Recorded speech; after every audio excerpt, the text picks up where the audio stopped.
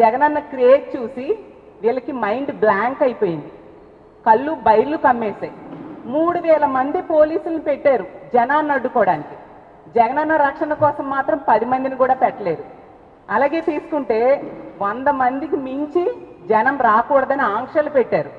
అలాగే అక్రమ కేసులు పెడతామని బెదిరించారు. కానీ జగనన్నని గుండెల్లో దేవుడిగా కొలుస్తూ ఉన్న కార్యకర్తలు, ఈ రాష్ట్ర ప్రజలు, ముఖ్యంగా నెల్లూరు ప్రజలు తండోపు తండోలుగా తరలివచ్చి వీళ్ళు ఎంత భయపెట్టినా వినకుండా జగనన్న పర్యటనని విజయవంతం చేయడం జరిగింది. దాన్ని చూసి వీళ్ళు ఓర్వలేక ఇష్టం వచ్చినట్టుగా మాట్లాడుతూ ఉన్నారు. ఈ మైండ్ బ్లాంక్ అయిన పాయకరావుపేట ఎమ్మెల్యే గారు, అలాగే కొవ్వూరు ఎమ్మెల్యే గారు పచ్చి అబద్ధాలు, ఇష్టం వచ్చినట్టుగా అవాకులు చవాకులు మాట్లాడిన విషయం మనందరము చూసాం. వాళ్ళకి సమాధానం చెప్పడానికి ఈరోజు మీ ముందుకు రావడం జరిగింది. ఒకవైపు జనం రాకుండా గోతులు తవ్వేశారు, ఇంకోవైపు బారికేడ్లు పెట్టేశారు, ఇనుప కంచులు పెట్టారు. అయినా ఏమైనా జనం ఆగారా? నెల్లూరు మొత్తం జనంతో నిండిపోయింది.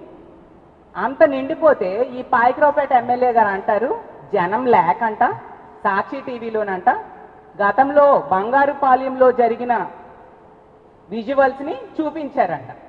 అమ్మ హోంమంత్రి గారు, మీరు హోంమంత్రి స్థానంలో ఉన్నారు కదా, మీకేమో 3000 మంది పోలీసులను పెట్టారు, అలాగే మీ ఎల్లో మీడియా ఉంది, అలాగే మీ అధికారులు ఉన్నారు, ఎంతమంది వచ్చారో చూసుకోవాలి కదా. మీకు నిజంగా దమ్ముంటే, సవాల్ చేస్తున్నాం, మీకు దమ్ముంటే జనం రాలేదు అనేది నిరూపించండి.